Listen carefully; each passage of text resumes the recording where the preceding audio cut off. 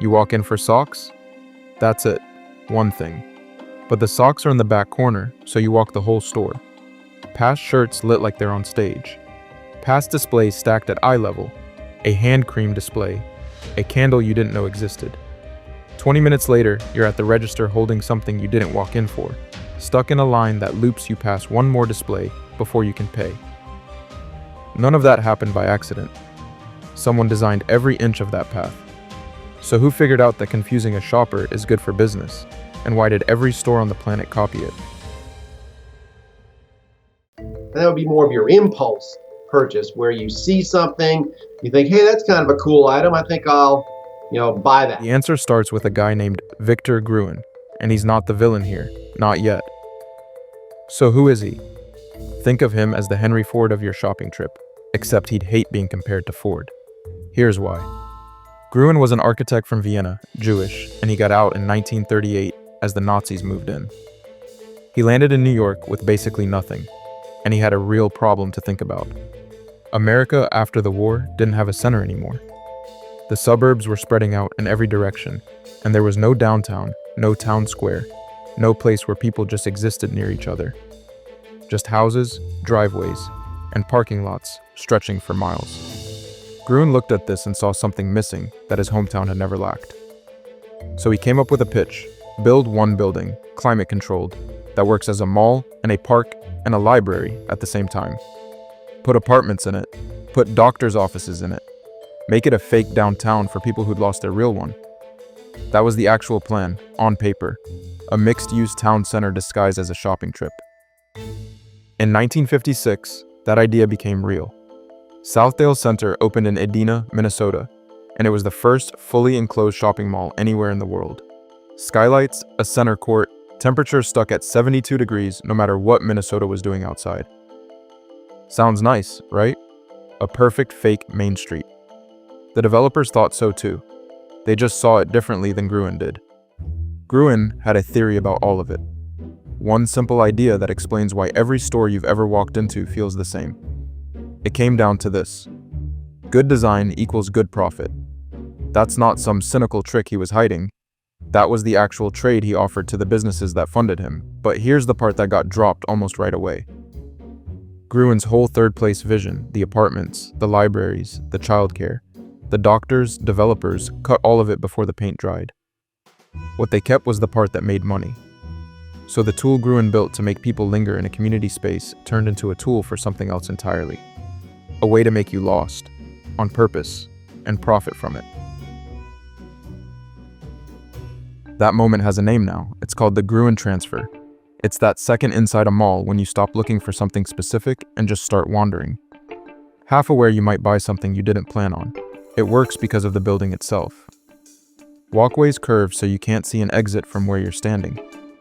There are no clocks anywhere, no windows either, so you lose track of how long you've been inside. Escalators get placed off to the side, forcing you to walk past a row of storefronts just to reach the next floor. None of this is confusing by mistake, and it's not just psychological tricks, it's structural. Here's what I mean. Gruen hated what happened next. He wanted people to relax into a community space, not get disoriented into a purchase. But retailers took the confusion and weaponized it. They used it to drive impulse buying. And once it was built, there wasn't much he could do to stop it. Years later, he gave a speech about it, and he said, "I refuse to pay alimony for these bastard developments." The man spent the second half of his career disowning the thing he invented. You'd think this would stay inside malls, but the logic escaped. And it ended up somewhere you go every week. Supermarkets run the exact same trick. Milk and eggs sit in the far back corner. 15,000 products between you and a gallon of milk. But the real tell? That bakery smell hitting you the second you walk in. That's not there because it's efficient. It's pumped toward the entrance on purpose to trigger hunger before you've even grabbed a cart. But who does it best? IKEA. There's one path through the entire store, no shortcuts, no way to just grab a lamp and leave. You have to walk the maze, floor to floor, showroom to showroom, and just checking turns into a cart full of candles, a rug you didn't need, and a hot dog at the end because you're starving by then.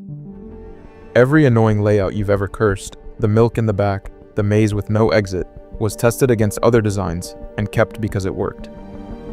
Confusion equals more time inside the store, and more time equals more money spent. That's why every store on the planet copied it, because the confusion worked so well that abandoning it would be leaving money on the floor. Now, if you want to see where this logic goes when nobody's watching, walk through airport security and notice what's on the other side. Not your gate. A corridor of shops and duty-free perfume and overpriced sunglasses. Airports route you through duty-free perfume because once you're through security, you're stuck anyway.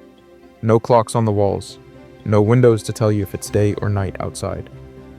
Floor plans built like a maze, so getting from the buffet to the exit means walking past a wall of slot machines whether you want to or not. It's Gruen's mall logic with the volume turned all the way up. But the biggest shift isn't in a building at all. The Gruen Transfer didn't die when malls started closing down. It just found a better host. One that doesn't need walls, doesn't need skylights, and doesn't need to close at 9 p.m. And it moved in without you noticing, which is kind of the point. You know how every app feels like it's designed to keep you scrolling?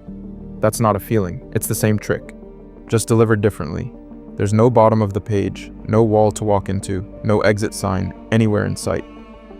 That's the digital version of the curved walkway Gruen's malls used to keep you from spotting the door. Then autoplay kicks in. Recommended for you shows up right when you're about to stop. A notification lands in your pocket the exact moment your attention goes idle. And here's the one that's happening to you at this very moment. You're watching a video on a platform that just suggested another one. Autoplay ready to go as soon as this ends. The unsubscribe button buried 3 menus deep, so you give up looking for it.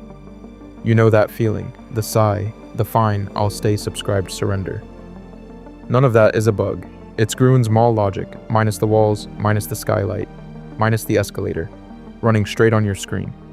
The mall didn't go away, it just stopped needing a building. It lives in your pocket now, and unlike Southdale Center, it never closes.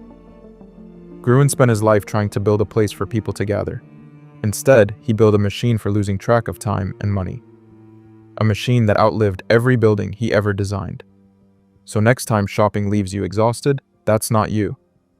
That's the design working exactly as intended. Subscribe for more on how design shapes what you do without you ever noticing it.